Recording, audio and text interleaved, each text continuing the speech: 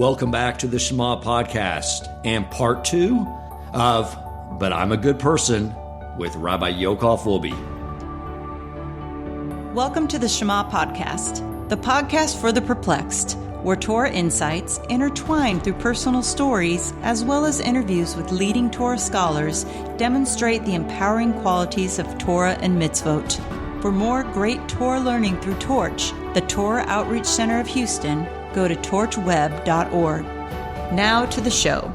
I found that when situations are external, there's a lot more clarity. Like everyone I know when they were a kid and heard the story about Abraham realizing there's one God, when everyone else was worshiping these little clay figurines and idols, I remember everyone was just like, how could they have done that? I would have been like Abraham too. I would have obviously recognized this is nonsense because the situation is external at that point.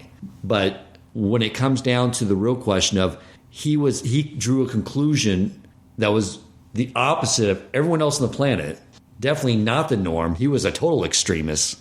Contrarian. Total contrarian. Iconoclast. Yeah. But when we find ourselves in that exact same situation, it's very hard to go against what everyone else around you is thinking and doing. I think there's a lot of this inhibiting your mission and my mission, to get people to think about Torah with a more open light, to really expose themselves to it. I think there's a lot of this kind of social norms that you and I violate.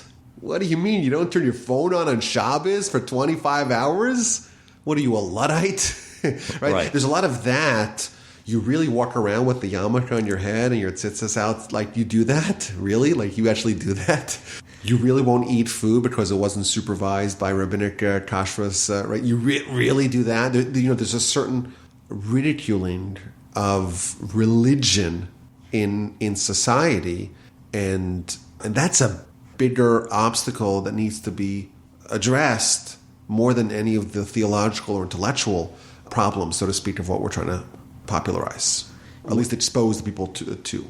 When I was in my late 20s, I was beginning to explore maybe the religion thing. I had this like little moment of craziness. But what I calculated was based off, if the Jews are right, why are they such a small minority? You would think great ideas would become very popular. And so I didn't look at that. I was like, the Christians seem to be right because there's so many of them. So I explored that and realized this is crazy. And then I just back away and went back into my atheism. Yeah, well, we have to remember, I think it's good to remember historical examples of the entire world being wrong. So you brought up the idolatry example. Idolatry in its most literal sense is almost extinct in this world.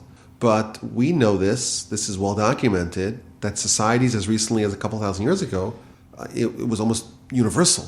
Like paganism was universal. And these are people that are very sophisticated. These are not fools. They're not fools. The great Greek philosophers were very capable, intelligent, sophisticated, sharp, bright, much more intelligent than the public intellectuals that we have today. Yet they were all idolaters. So if you and I were using this standard, this yardstick of saying, hey, let's just outsource all of the important decisions of our lives to the masses, well, then we would be idolaters. In the times where that's what everyone else did, we would be receptive to child sacrifice. In the times where that was popular, murder in times where people were murdered for relatively minor transgressions, we would sign off on that. If we are going to outsource our moral standards to the masses, it could bring us to to what we would accept universally today to be very dark places. Right. So the fact that Jews are a small minority, well, okay. First of all, it doesn't cause us any problems because we don't believe that Judaism is supposed to create a universal religion. Right. We're not supposed to proselytize, right? Right. I always say that the Jews are Navy SEALs, spiritual Navy SEAls. If everyone was a Navy SEAL, then a Navy SEAL would lose its meaning, right? Right. If we are the elite, the spiritual elite of the Almighty in this planet, We're his representatives here. You cannot have 1 million ambassadors in a country. It's only when there's 1 or 2 or 3 or 4 representatives, they can represent the other party. We're the mighty representatives in this world. And our job is to make sure that we maintain the standards that he set for us. But ultimately, that's going to influence the entire world away from paganism and towards the acceptance of the belief in God, towards monotheism. Which, by the way, by that standard, we're doing pretty well. Did you ever wonder why Christianity is eroding, whereas Islam is not? Isn't that interesting? 100 years ago, 200 years ago, there were, I don't know, hundreds of millions, billions of Christians and Muslims. And today, the Christians are kind of waning. Their commitment to Christianity is waning, whereas the Muslims, it's not. To me, the answer is simple. One of them is idolatry, and one of them isn't. So we're getting closer to the messianic ideal of the world re-embracing monotheism. Right. If you and I were to telegraph how we would imagine, how the Torah would forecast the Messianic era happening, it would happen exactly like this. The Muslims would remain steadfast to their theological principles, whereas the Christians, they won't go back to become pagans, but the whole Christianity thing will be less appealing to them. Very true. All these things are playing out. One of the things I was thinking about was for my late 20s through late 30s, I volunteered for an organization called Child Advocates, where I was a court-appointed guardian ad litem for kids in child protective service custody. One of the things I remember was I was always trying to counsel the parents to do what they need to do so I could approve a family reunification. But I remember talking to so many parents, whether it was neglect through drug addiction or this one guy who was hit his teenage daughter, and I would try to talk to him about he was told he had to go through anger management classes, and I kept saying, look, man, you got to go through these. And he's like, I don't need anger management. I was like, I know what the judge wants. He's like, I don't need it. And I was like, okay, I'm just telling you that if you want the kids back, you need to go to him. He's like, and he stood up and yells like, I told you I don't need it. And if you bring it up again, I'm going to rip your effing head off your shoulders and defecate in it. And that was cleaner language. So you got to keep this in. So the point is that as I was talking to these parents, one of the things they would always say to me is, I should have my kids back. I'm a good person. Always. Because from their vantage point, what their kids were experiencing is what they experienced. It was their norm. And they really saw themselves as a good person and were befuddled by the fact that the state came in and took their kids away. And I remember that resonated with me, like how left to our own devices, we can go so awry from what actually is being a good person. Yeah, if I remember the seminal book, How to Win Friends and Influence People, that's how he starts off. Everyone thinks they're a great person. The criminals, the rapists, the murderers, they all think that they're great people. That's just maybe the human condition, that we're always trying to justify our behavior. We always are able to, find ways to render ourselves as being good. Right. So that's not a standard that we, when we look at other people, we say, well, they don't actually live up to that standard, but those people themselves would apply that standard to themselves. Let me ask you this. I did see a verse in Parsha a few weeks back. I can find it. You probably know it. Where there is a verse sort of talking about Moshe warning people about saying, I don't need to follow Torah and that I'm good with God. Or I'm probably just ad-libbing based off the commentary of Rashi. Can you speak a little bit about that? Because it's obviously that there is sort of a warning of going this route. Yeah, I think what you're referring to is the beginning of Parshas Nitzavim, a couple of weeks ago, 2 weeks ago, I think it was, where Moshe gathers the whole nation, and he gives them this warning. Maybe there's a root amongst you that is bearing bitter fruit, and there's a man or a woman or a family or a tribe whose heart deviates away today. And they said, Shalom Yiheli, there'll be peace for me. I could do whatever I want and I won't suffer the consequences. Right. Yeah, so that's a great example, that the notion of people feeling or announcing, declaring that their behavior is not problematic, that goes back to times of Moshe. So maybe that is a great example of the fact that this kind of cognitive dissonance and and confirmation bias and people always justifying their current status and no more, that goes back to times of Moshe. And by the way, I have a thing that I like to tell my very religious friends. It makes them really nervous. Listen to this. I tell my very religious friends, isn't it awful that there's so many Jews who don't believe in Torah and don't keep Shabbos? Isn't that awful? And they're like, yeah, it's so awful. Like, yeah, they don't know and they don't realize how they don't. And then I say, don't you realize that you and I are like the same thing?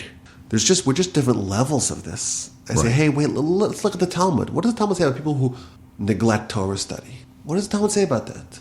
What does it say? It says some really, really scary stuff about people who neglect Torah study. Do you neglect Torah study? Well, come on. Everyone is good enough in their own minds. Right. We like to put people in buckets. So this guy is religious. They are Orthodox. They are observant. They know how to read Hebrew. They go to shul. They wear their tefillin. They're good. And these other guys over there, oh no, they're not religious enough. They're heretics. They're not non-believers. The truth is, we all have to be willing to challenge ourselves. That's what the money expects of us. Moshe, to his very last day, was challenging himself. There's never a time that we can be complacent. And you and I also have this same problem. I'm a good person. You're right. Dan, we're like patting ourselves on the back. Look at us. We get it. It's only the clowns out there who don't get it, right? That's what we got together in your gorgeous office and we said, okay, let's talk about all those other fools that just don't get it. They just don't get it. But the truth is that's you and I as well. Right. We are these same people. And the only way that anyone can be moved is if they're willing to expose themselves and make themselves vulnerable to the possibility that maybe there's room for improvement. And I think that's true to me. It's true to you. This was not even when we talked about speaking about this is not the angle that I thought we would go down. But I think there's something true about this. Yes. That this is not just for the people who are quote unquote not religious, not observant, reform, unaffiliated, whatever it is, whatever term we want to give to them, it's for us as well. I wear tefillin every day. I've never knowingly, willfully violated Shabbos. Never. And so I'm one of the good ones, right? I'm one of the good ones. That's what I would think. But no, the Almighty expects a lot more of me and of you than what we're delivering. Is that true? Yeah, absolutely. Yes. So you also say you're a good person.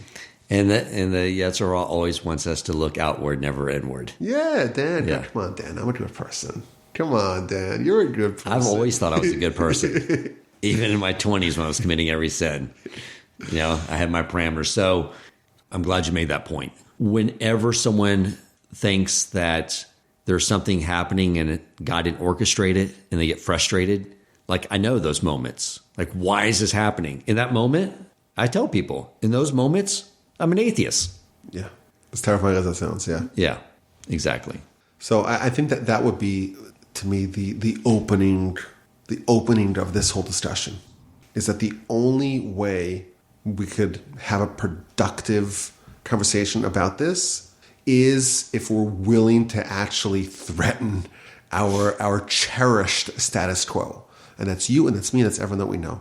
Most people are not willing to go there, or it's too painful, and then, okay. But that's where the discussion has to end, because if we try to jump a step, it's not going to work. And sometimes you see this a lot, where, I always like to think of people as big buildings, and it needs to have a good, strong foundation. Right. And you can't really skip any steps. The Talmud says that a person who's not a landowner is not a person, which sounds, very, very antiquated. But what does that mean? You're a person, but you don't have land, so you're not a person. So my grandfather used to always explain, based upon a teaching from his master, from his teacher, that we have to be grounded. We can't try to jump up to heaven. We have to always build, so to speak, layer upon layer, a strong foundation and not skip any parts. So you and I know people, I definitely know a lot of people like this, who grew up without Torah and grew up without mitzvah observance, without Shabbos, and were inspired and became very observant. Some even became rabbis. And amongst that group, you have some of the most amazing people that I have ever met, just incredibly inspiring people who were willing to change, which is the most inspiring thing in the world. And then you have people who, because become very religious. Oftentimes they get very visually observant and become very zealous. And then they have a relapse. They have recidivism and drop it all. And to me, that's very sad. It's very sad because someone was brave enough to expose themselves to the beauty of Torah, but they did it, or they were maybe poorly advised to do it in a way that didn't build a strong foundation and didn't build every step, every layer of that building. So a human is this big building. And I don't remember where I was going with this. It was back to the landowner. Back to the landowner, yes. So we don't want to just catapult someone to religion. We don't want to say, oh, like this Torah is true. Here's your tefillin, right? Maybe there are some people who are ready for that, but people have to be willing to start from ground zero and build their relationship with the Almighty at a pace that's not going to be counterproductive, not skipping any steps, based upon kind of a good, healthy mental health, even. Yeah. Balanced, and it's beautiful. It really is the most beautiful thing in the world to develop a relationship with the Almighty, but we can't skip those steps. I agree. I mean, you always told me early on to take small steps. Like your first suggestion to me on Shabbos observance was just not to use my phone, which that one thing was so monumental, to have my phone off for 25 hours. But you encouraged me, and you even said then, I remember, just do it for 1 week, just one Shabbos. I don't want you to even try it for 2 weeks in a row, because we're not meant to have dramatic change. And you're right, if it happens too fast, and that's what you warned me, you told me about the Yetzer Hara. You said you want to go sort of stealth, make small little moves so it doesn't know you're trying to make, that you're on a trajectory to move further. And then you can sort of build that foundation. Now, I want to go back to one of the points I made in the intro as a motivating factor, and that is a way of reciprocating, like to God, a way of reciprocating to God. Because when people begin to focus just on the aspect of gratitude, you have your health, your eyes, you have a family and beautiful children and a spouse. And you start to think about all these things the Almighty gave you. Even if you think you're the one responsible for all your money, fine, let them have that, right? Whatever success you've had. But just all the things that they would attribute to the Almighty and say, what way do we have possible to reciprocate? And in the mitzvot, even just one of them is just one way of reciprocating.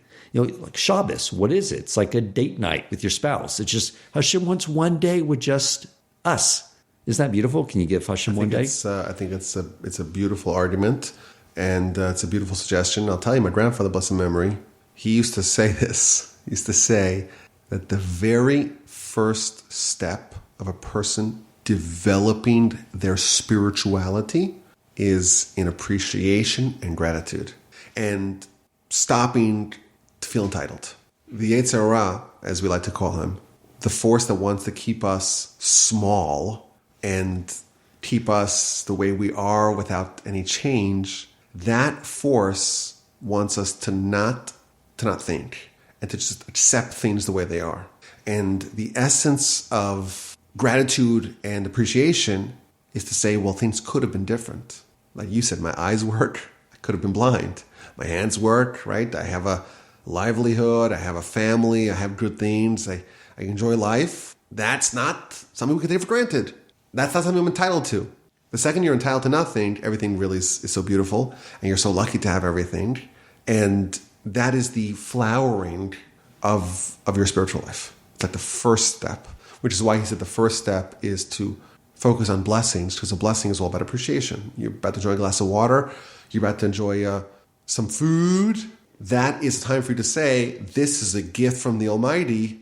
And it's not something that I deserve per se. It's not something that is to be taken for granted.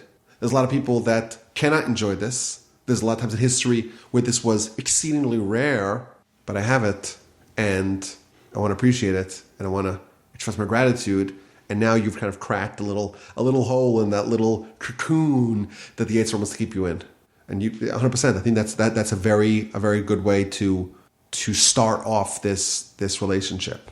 I had some more thoughts about what I would do or what I would propose to understand this or to kind of develop this subject. Do you want to hear them? I want to hear them for sure. That's why you're here. So first of all, there's a basic assumption of Mr. a good person, or Mrs. or Miss, or whatever pronoun that people want. We're friendly to all. Exactly. So the person who says, but I'm a good person, there's an aversion to the mitzvos, right? I don't need the mitzvos. I'm good enough. Why is there an aversion to mitzvos? Isn't that strange? If the mitzvos come from God, don't you think you should make it a little more appealing to us? Wouldn't it be easier to, you talked about the Jewish people being such a small minority. Wouldn't it be easier, because assuming that we got it from God, right? Assuming we got it from God, he should make it so desirable and so seductive and so irresistible and so appealing in the eyes of everyone else that we shouldn't have to convince anyone. They should just want to sign on. Right, exactly. I had, not to lose your train of thought, but I actually had, before you came over, conversation with my colleagues from work. And they said, what's the holiday coming up this week? And I said, Yom Kippur. It's like, is that a big holiday? It's like, oh, it's the biggest. And they said, well, what do you do? It's like, we deprive ourselves of food and water for 25 hours. And we spend pretty much the entire time, Wednesday night and all day Thursday. And we're just going to be saying these prayers over and over again, thinking about all the mistakes we made until we end up like in tears asking for forgiveness. And then after it's all over, we sit around and we wonder why no one wants to convert to Judaism. Sounds like a real party. I didn't want to get you distracted, That's but funny. yeah, It's really funny. It's very obvious why. Go ahead. So there's an amazing Mishnah in the chapters of our fathers that describes us running. We are running. We're running and running. How so? It says we should run towards a mitzvah. And we should run away from a sin. So run towards a mitzvah, or run away from sin. The Mishnah is counseling us to always be running in pursuit of a mitzvah, and fleeing from sin. So my grandfather pointed out in one of his books. He said, what this is teaching us is that a mitzvah is escaping from us. It's running away from us. A sin is chasing after us. And therefore, if we want to accomplish the mitzvah, we have to chase it down. We got to hunt it down. We got to pursue it, run after it, because if you don't run, forget about it. It's gone. Whereas a sin, we have to run away from it. We have to flee it, because if we do nothing, the sin is going to consume us. The design of the world, according to the Mishnah, is that mitzvos should not be appealing. That's the design. And everything else is chasing us, is appealing. You're trying to sell people something that seduces them not a bit.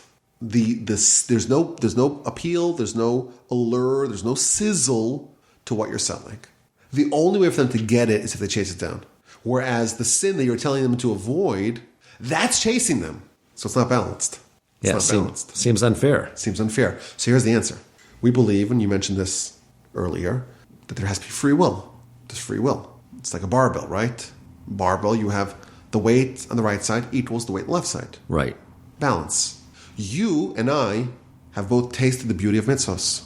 We've chased them down to a certain extent, and those things we found very appealing. What we've discovered is very appealing. So we're coming to someone that says, I want to be a good person.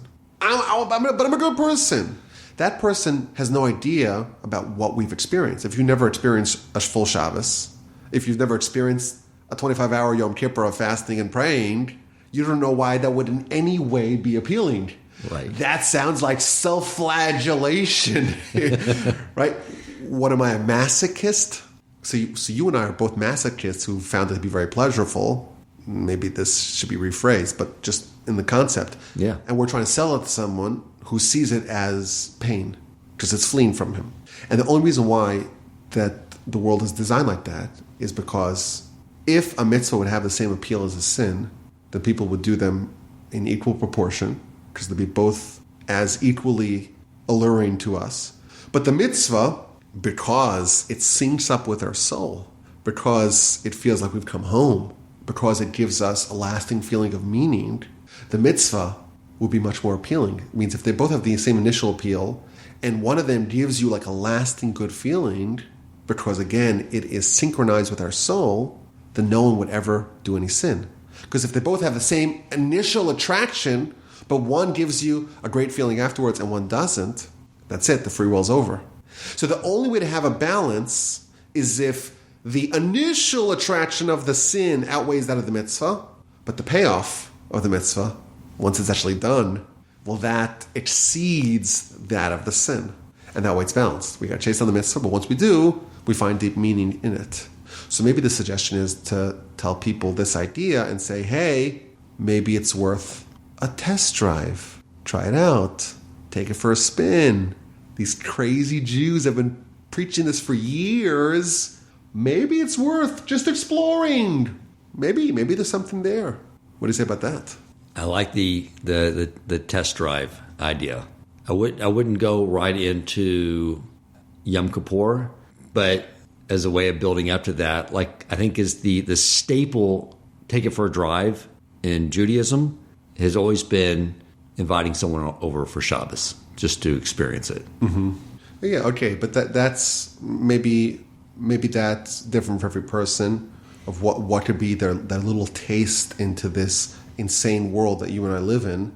But the principle is true that if they actually connect with the mitzvah and it resonates within them, then we've unleashed a monster. Right. We've unleashed a monster because they have now tasted something that they want again because it gave them a good feeling. It clicked. What do you say? Is that I like it. Yes, absolutely. And then, like you mentioned this in your intro, that the objective mitzvahs are for our benefit. Right. Of course, we talk about the eternal benefit, Olam Haba, but even in this world, we also get the pleasure of our soul feeling content, and it's a much more of a subtle feeling, but it's just as real. And the Almighty, of course, doesn't need our mitzvos. There's a midrash that I feel is apropos, germane to our subject. There is a midrash that says, does the Almighty actually care if I slaughter an animal from its neck or from its throat? If you slaughter an animal, and everything's kosher animal, kosher knife, kosher ritual slaughterer, but you do it from the neck, not from the throat, the animal is treif. It's not kosher. The meat's identical. Can't tell the difference. One's kosher, and one is a sin, a violation of the Almighty's instruction. Says the Midrash, does the Almighty actually care if we slaughter from here or from there? So the Midrash says, Lo nitna mitzvos elo letzaref behemes abrios. The mitzvos were only given to us to purify ourselves. How exactly this answers the question, all the commentaries have their own way of defining it. But the bottom line is, the mitzvahs were given for us. They were given to us for our benefit, for our betterment. And if you study the subject well enough, you'll discover it's for our benefit here as well as in the afterlife. Maybe it's worth a test drive. Maybe it's worth an exploration. Maybe that's the angle. I like it. You like it? I totally agree with that. Okay, let me tell you another thought I had of this subject. Someone says, hey, I'm a good person. I'm a good person. Don't make me do all these religious, ritualistic, ceremonial mitzvos. So I think I would phrase a response to this as follows. Let's translate this to monetary economic terms. Suppose someone is collecting unemployment checks and they're sitting on their couch playing Xbox. Or better yet, they actually have a job and they're offered a pay raise. And someone says, hey, listen, I could make my rent. I could even contribute to my 401k. And I'm up to date on all my bills. And I'm not so far in debt. Why do I need a pay raise? I'm doing well enough. Of course, that would be nonsensical, right? Why would someone say, like, if you have the opportunity to make more money, why would you forego that? Is that right? Absolutely. As a licensed financial planner, would you agree if someone's told, hey, would you like a pay raise? The answer should be yes. I would recommend taking the pay raise. Thank you. So I think mitzvos are offering us a spiritual pay raise. Like, why should we live with spiritual mediocrity when there is a tantalizing opportunity to have a spiritual pay raise? The Almighty is telling us, I want your life to be better. I want your life to be improved. I want your life to be more replete with meaning, with more vitality. I want you to live for something. I want you to live for a cause. I want your life to matter. He's offering us a pay raise. We're told, the Rambam speaks about this, that the mitzvos are designed to give us immense pleasure. A pay raise. A pleasure pay raise. Why would you say no? The whole argument, I'm good enough, presupposes that this is a tax you have to pay. If I'm paying enough taxes, I don't want to pay any more taxes. That's what it presupposes. But we believe, and if you're fortunate enough to have experienced this, you know this to be true, that the mitzvos are not a tax that you have to pay. They're a pleasure that the Almighty wants to give you. Well, if so, the whole argument doesn't make any sense. If I'm paying enough taxes, as my financial advisor, you would say, you don't need to pay more than you need, than your fair share. Right. Your fair share. You don't need to pay more than your fair share, right? Right. Why not? Because that's a liability, and you want to minimize that. So you have to do the minimum needed to make sure that you're good with the IRS, or you're paying whatever it is you need to pay. But if it's a pay raise, you want it. So this question just presupposes that mitzvos are a liability and not an asset. And I think that what I would present to the individual who says, but I'm good enough, I would say, well, I have a very different definition of mitzvos than you do. You view mitzvos as taxes. I view it as income. And therefore, to me, it's more interesting and it's more exciting and it's more pleasurable when I immerse myself into this, and maybe it's worthwhile to see if I'm not absolutely insane. Is it possible? Is it possible that me and Dan and millions of Jews throughout history, some of the most talented people who have ever graced this planet, all believed and lived lives where they testified, so to speak, with their behavior, that this is the most pleasurable, enjoyable way to live? It's one that gives you the most meaning. In this world, of course, the spiritual world, that's another argument. What's your plan for the afterlife is a good question. Hey, if the Almighty is actually going to punish you or reward you like we believe, based upon the instructions of the Torah, you might be up a creek, as they say, if you don't have Torah. But that's one argument. But even in this world, if mitzvos are something that they're for our benefit, and we get to enjoy life more with them, then the argument of saying, but I'm good enough, is equivalent to saying, but I earn enough, when there is a pay raise being offered. Wonderful. So you think we convinced them? I think those are all outstanding arguments. You know what? Going back to the point that I said earlier, I feel like if I grew up a few zip codes over, I think this discussion may have succeeded in opening up the thought patterns and maybe get me to reconsider. I think you did an excellent job. Oh, thank you. And I appreciate you coming on. I need to have you more on the Shema podcast. This is so wonderful having you on here. Well, it's an honor and a privilege, and I'm glad I was invited. I'm glad I didn't disappoint. You know, the only reason I don't ask you more is because I see the amount of content you're pushing out, and I know you're extremely busy doing that, but I'm going to still just be annoying and pester you more to make time for us. Awesome. I'm looking forward to that. I did a great podcast today, Parsha podcast. It's one of my favorite episodes I've ever done. I did today, this morning, in the Torch Center. I'm so happy with it. I think it's so clever. I have this new Mishigas. I think it's funny. I think it's hysterical. I had some people tell me, hey, you haven't responded to my emails. So I say to them, okay, well, what did you send the email to about my email address? Maybe next time I won't do it. You tell me if it's funny. I'll let you know. I'm trying to entertain. You always do a good job. I want to be able to have a good time. You did the ones you did on Yom Kippur that I've listened to this week. I was looking for something to get me past. I just want to get through. I want to, do my atonement, set things straight, clear the slate with the Almighty. It was almost like when you don't feel like doing a workout. I just want to get through this. I know I'll feel good when it's over. I was like, but no, I don't want to waste that. I'm telling you, the podcast awesome. You did really got me very excited to appreciate and be present and enjoy that moment. Well, thank you. Thank you for inviting me, and with a new lease on life. Thank you, Rabbi. Okay, take care. If you enjoyed this episode, please consider supporting Torch so they can continue to spread Torah wisdom to the world by making a donation at torchweb.org and clicking donate in the top right corner of the page. And if you would like to get in contact with our host with comments, suggestions for future topics of learning, or questions for him or his guest rabbis, You may email him at president@torchweb.org.